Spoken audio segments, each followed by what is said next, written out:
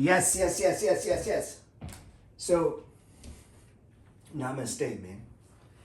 Yesterday's video, we're talking big picture here. This is not granular, okay? I'm not getting down into, I'm talking big picture when it comes to real estate.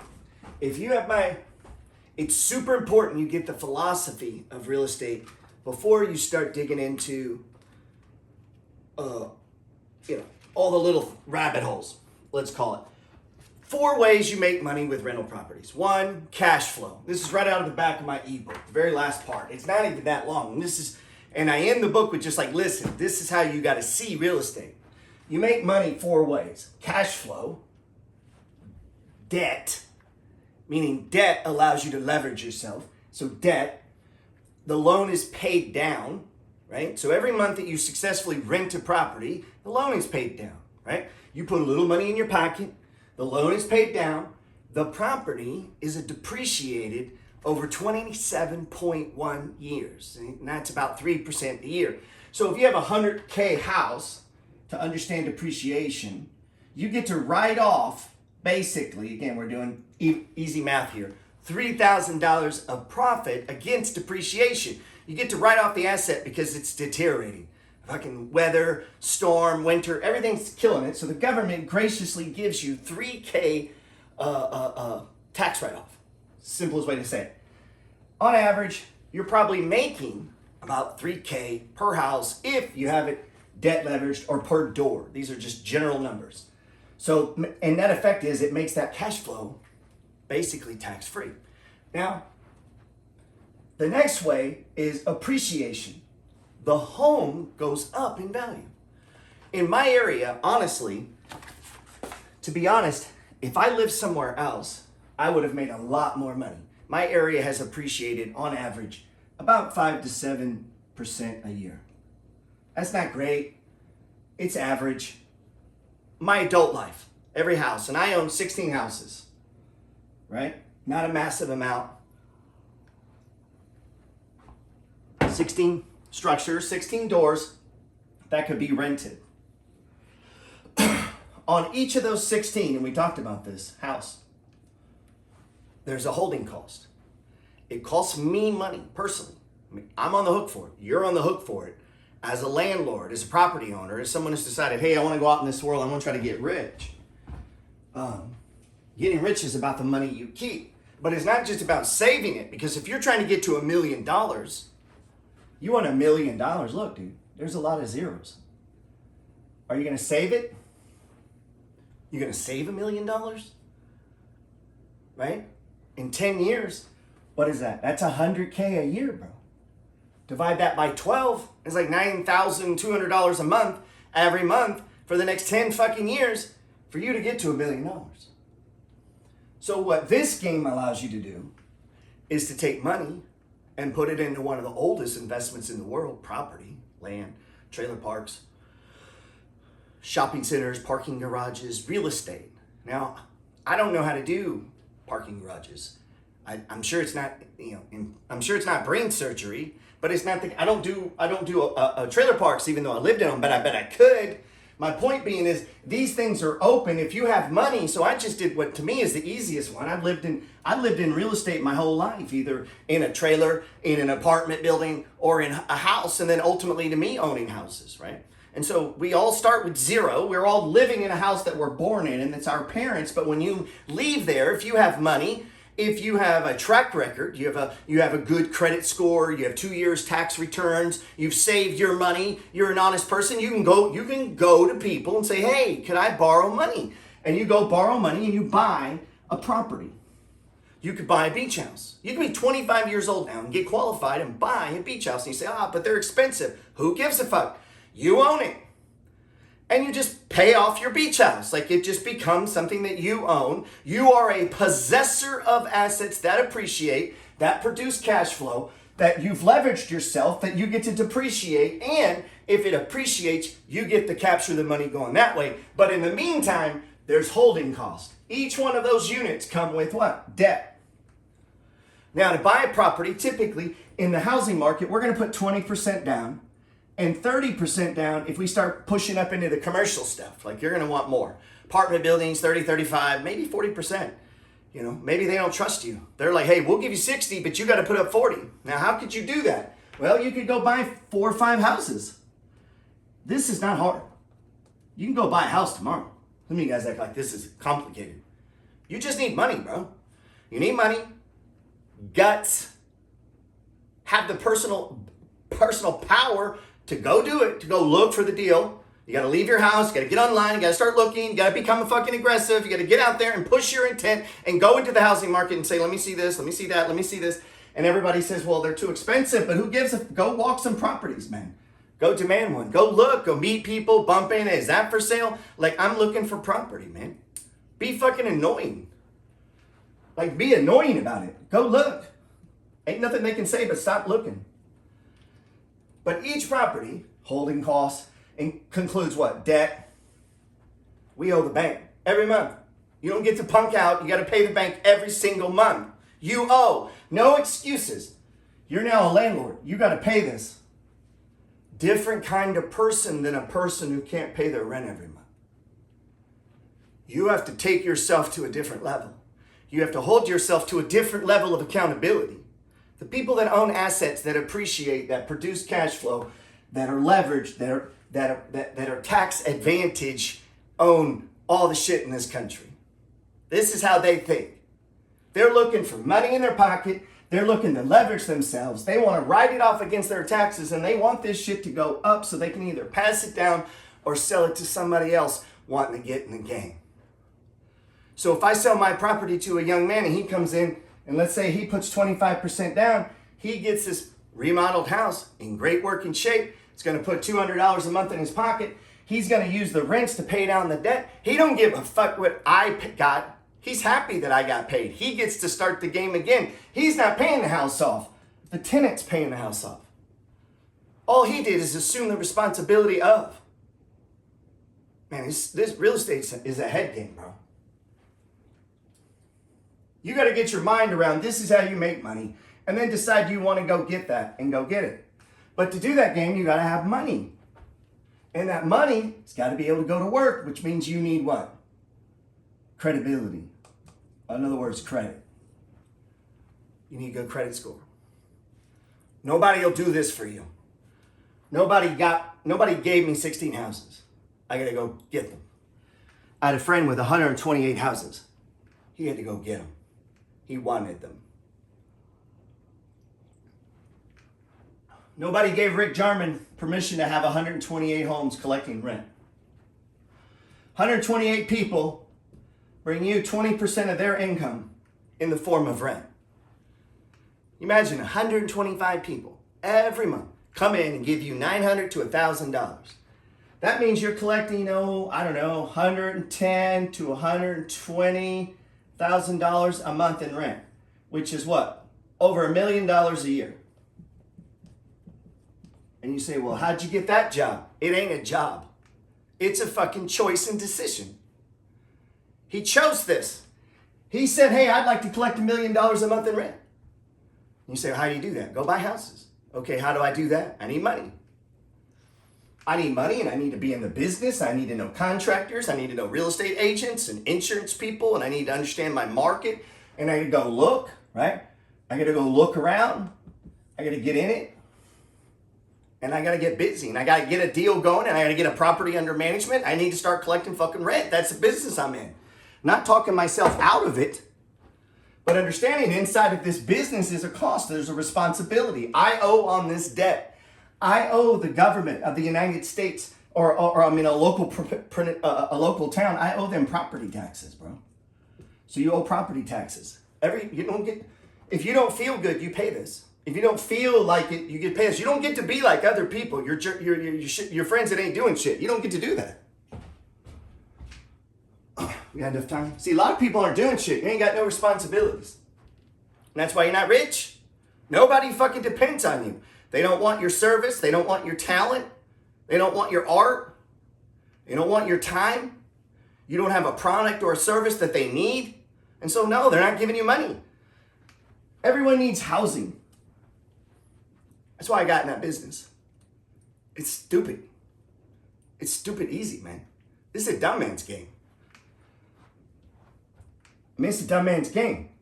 My friend Rick got up every day. Rick passed of COVID.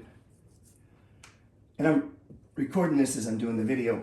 Rick got up every day thinking about holding costs on 128 properties. Now, what's on his mind? This is what's on most people. This is what most people think is on his mind.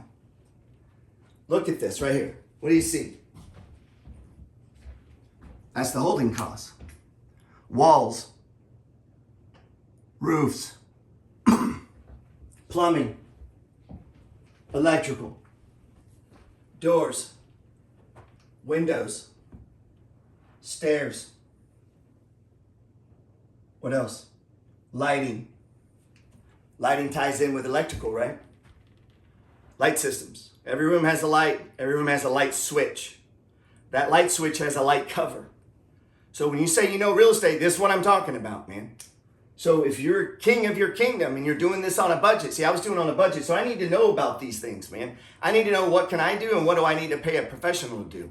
Because if I can save myself 100 and you begin to multiply it times 16, it could be $1,000, $2,000, $3,000 in money that doesn't go out due to the compounding effect of multiple units, right? And so now as you go commercial, this is on a single house. Now when we start to add, what if we start adding properties? Now what? Management's an issue, right? Management becomes part of holding costs. How are you going to manage these? All of these things are happening every day. There's a roof, plumbing, electrical, doors, windows, stairs. There's walls, there's caulking, there's paint, there's hardware, there's lighting, there's bugs, there's parking, there's freezing. There's city resources. We're connected. Are we connected to the city for water, for septic, right? How's the foundation of the property? Is there ventilation? Is there stuff on the roof? Are the trees hanging over? How's the parking lot? What about the grass? Where is the property line?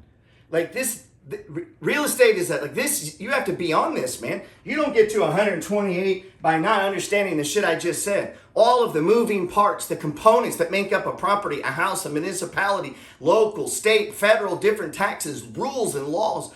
Did you know that in Texas, if you live out of the city, which a lot of people do in these rural areas, we have septic tanks. We're not connected to the city. You live in New York, the city takes it away. Here, man, we have our own sprays in the yard. Some people never seen that, right? It's like we're in a third world country. Well, when cities move in, they run pipes and they take you off of that. Boom, the shit comes out over time. Now you're paying city taxes. Well, if you live outside the city and you have your own septic, you're not paying those taxes. Well, the cities are constantly pushing into those rural areas. So I own properties that have had septic, city took it over, ran pipes through my property, fucking raised my taxes, and boom, that's part of the game, right? But we gotta know, that's part of your business. So when you go to buy a house, is it on the city? Is it on a septic? If it's on septic, you need a septic contract. You gotta be compliant, it's gotta be inspected, right? Now you gotta have a home inspector and make sure that the septic's even working. But here's the thing, what generation of septic? If it's an old septics, you need at least half an acre to fix them.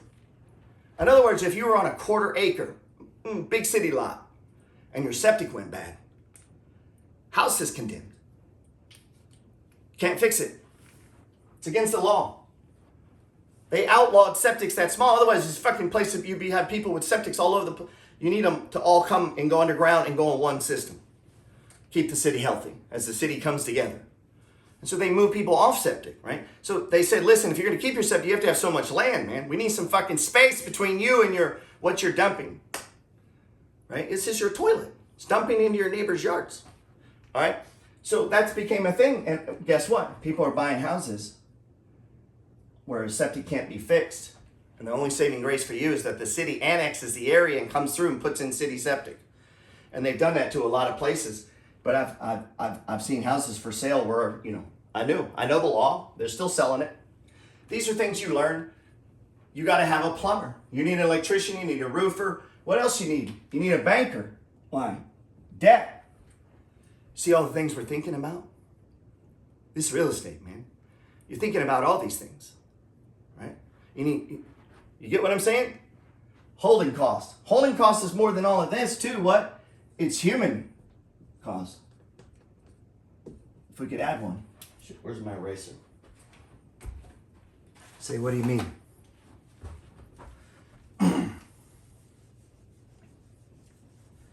Dude, what kind of person you gotta be? Number 6, human cost. Your ability. What's inside you? Maintain balance in life. Understand this financing. Get your credit straight. Stay on top of that shit. Be a person that accumulates money instead of spends money, meaning you go down on lockdown. I'm far from lockdown, but every day I buy stocks in crypto. Every day I buy stocks in crypto. I try every day. I'm also every day buying real estate. So every day I'm buying stocks. I'm buying crypto now. And I'm buying real estate already. Now, that doesn't mean I'm always buying it with my own money. Sometimes I'm trimming a stock, taking the profits, right, and buying a new stock. Like recently I bought Hood. I bought it with some stocks that I trimmed. If it goes down, good. I got time. We're going to add to it. Down the road, I'm going to sell some Hood for a gain. I'm pretty positive. I don't know when. And I'm going to buy some other stocks. I'm going to keep this going. And I'm going to keep trying to buy houses. So I'm looking for a condo in Florida right now. Florida. I'm selling a house. I'm going to get $185,000 all said and done. I'm going to roll that 1031 exchange, that property into a property in Florida so that I can start playing around with some Airbnb. I'm going to put a big payment down. What's our time? I might pay cash. All right, we're going to have to wrap it there. For Instagram, they already cut me off. So, man, we covered a lot, right? Real estate is a lot. You get the house, it's in bad shape. Go outside, man. Look at it. That's what I do. I own this motherfucker. This here, you own that one, you own that one. This one's mine. And then I go pick up the yard. If the yard needs mowed, I put a fucking mower in my truck, weed eater. It's your property, man. Go over there, take care of it. Take some clippers and go fucking bang it, right? And it, you know, make shit, hire a couple kids if you want. Your area may have people who do day labor work, meaning you go do it, you pick up 1 or 2 of these people, you pay them cash and they help you. And that's part of the economy all around the country. People have different opinions on that, but it happens, okay? And you fix this property. So every day you're thinking about the roof, the plumbing, the electrical, the doors, the windows, the stairs, the freezings, the bugs, the hardware, the walls, the caulking, the paint, the driveway, and you get all of that shit clean, nice, functioning the best you can. If the cabinets look fucking ugly, can you sand them down? Can you paint them? Can you put new hardware on them? Could you trim them? Like, what can we do that's just a little bit of effort, skill set, make this look nicer? What can we do right now? Make that look nicer. Go do that shit. Go do that, man. Get in there, scrape them down, paint it. Look, and so all of these things you can hire someone to do. And so I began to plumb out the most important. Like, I'm not going to fuck with electrical. I'm terrible at plumbing. I'm going to be real. I'm not getting up on a roof. I'll get up there. I'm not doing roofing. Doors I'll do. Not garage doors, can't do them. Windows I usually handle. Bugs, I call a guy. Parking, most time this is you just cleaning up the area. It could be like right now, I'm hiring someone, I'm putting in a new asphalt driveway. It's going to be like 14 grand. CapEx expenditure. CapEx. Every once in a while, this is a roof. Roof is a CapEx. Like, you got to fix the fucking roof, man. Some people will borrow on CapEx. I'm cool with that if you got cash flow, man. I'd rather see you borrow on a house and you get cash flow on that you can take the rent, pay down however the borrow against the credit card. If you can do it, if you're that kind of person, this is what I'm saying. You have to be the kind of person that honors that shit, man. You got to get up with fucking intention to take care of all of these things, to get this house done, to get it up on the market so that someone starts paying you rent that exceeds holding costs by at least $100, $200, $300. I mean, a good deal, $300, $400. All right, you get $100. Fuck, I'd rather have $100 a month coming in on a property I own than $100 a month than not having $100 a month coming in property I don't own. And the guy's like, what do you mean? Meaning, dude, if I can own a house and you give me $100 to live there and you pay the fucking rent, you pay the taxes, you pay the mortgage, and I just sit on it, and every month the house goes up a little in value and the loan goes down, and we went through the month. Next month, the house goes up in value, the loan goes down. Next month, the house goes up in value, down goes down, meaning just holding an okay deal is better than having no deal.